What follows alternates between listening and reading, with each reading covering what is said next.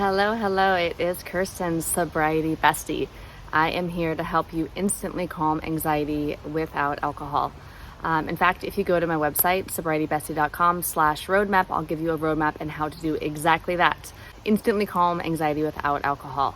In this video today, I'm going to be talking about how long my anxiety lasted in sobriety. This is a question I get all the time. Perhaps you're sober, or you're thinking about getting sober, or you're struggling with anxiety and alcohol seems to help you calm that down. It's exactly where I was at, and maybe you're wondering how long is it going to be until you actually feel comfortable in your skin without alcohol? When does the anxiety go away? And so now, bear in mind that I am not a doctor and I'm not your doctor. I'm just one woman who has had a lot of experience with alcohol and a lot of experience with anxiety, and I don't live like that anymore. So we're all different, right? So we all have different pasts. We've been through different things. Our nervous systems have been on different journeys. We come into this world with different nervous systems. Some of us are more regulated easier than others, or some of us are more dysregulated, and that's just naturally how we are. There's nature and nurture, right? There's also the things that happen to us, the traumas that we endure or accumulate, and our level of being healed or having those resolved, which can leave us in a sympathetic dominant arousal state, right? We can be activated in our nervous system. The stress chemicals flood our body, and it feels like anxiety, so we can be prone to having a lot of anxiety.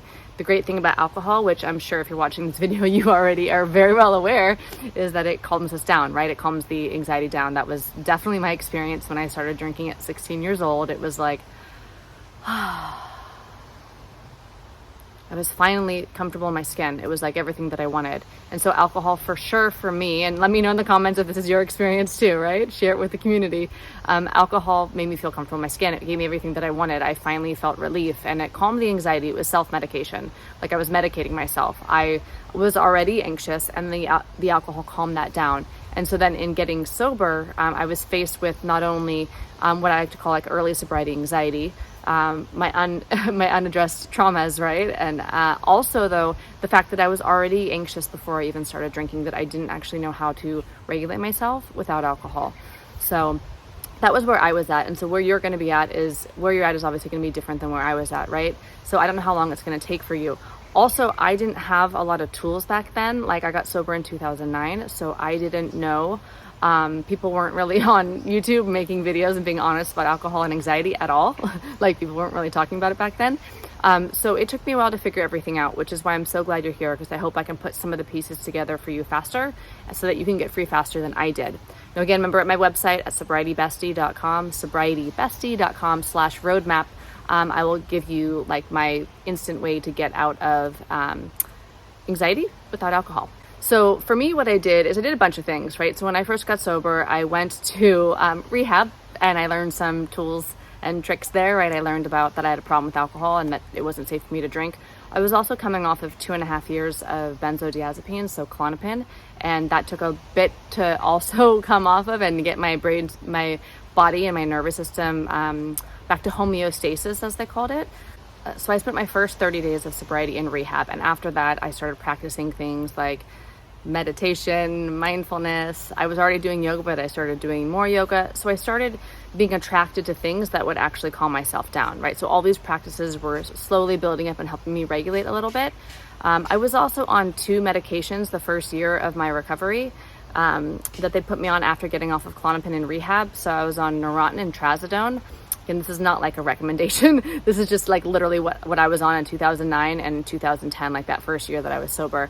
So then getting off of those, I had a lot of anxiety as well. I was very dysregulated, and it felt like the first 2.5 years of my sobriety was a really long anxiety attack. I didn't know how to feel comfortable in my skin, and I didn't know even what to do, or that there were tips and tricks and techniques that I could do.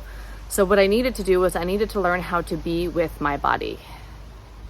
I needed to learn things like that my breath can calm my body down, because my breath, when I'm activated, when I'm anxious, when my body is aroused in that fight or flight response, right, that feels like anxiety, that I can actually calm that down by taking mindful breaths. So I learned a bunch of techniques like that. I was practicing them. I was going to recovery meetings. I had sober friends. So I was in a community of people who were also having similar things going on with them. Not everybody that I knew that was sober was facing the levels of anxiety that I was. Maybe some of them were even more anxious than me, right? But I remember literally it was like night and day. Like I woke up one day and it was over. Like I literally woke up and was like, oh my God, my anxiety's gone.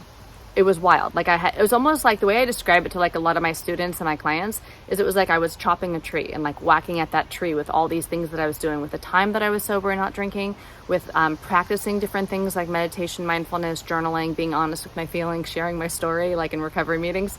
So each of those was like a whack at a tree, and eventually it was like that tree fell down. And so I've had a lot of students over the years and clients have a similar experience where they just kind of wake up after a lot of practices and it is like that final day where that tree falls over and they're no longer anxious anymore.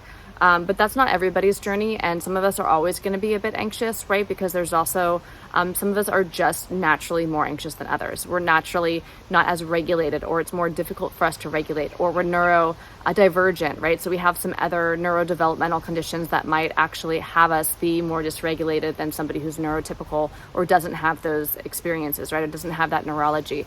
So there's but no matter where we're at, no matter what our nature is, I believe the nurture, the things that we've been through, that we can actually calm ourselves down a lot, especially getting off alcohol. There's a lot of calming that we can do.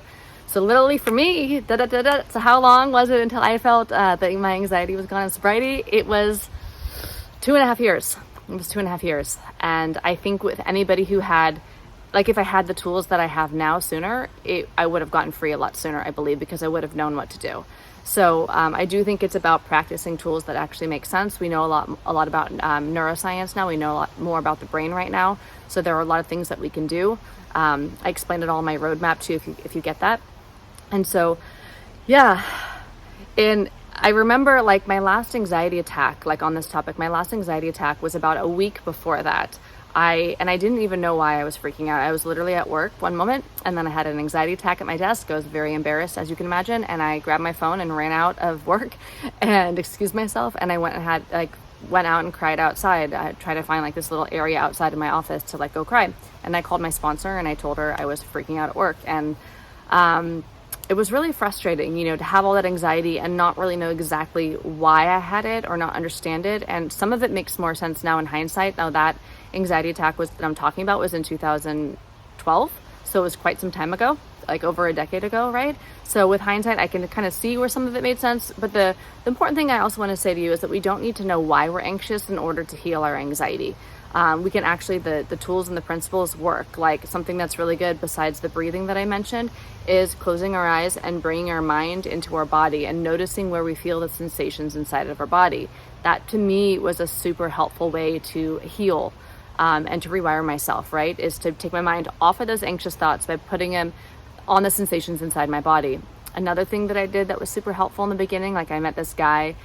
I was 8 months sober. It was at this recovery meeting in Australia, and he mentioned like rubbing my belly. So like I was literally just like rubbing my belly with my hand, and I'd bring my attention into where my hand and my belly met, and I'd just close my eyes and I'd feel that.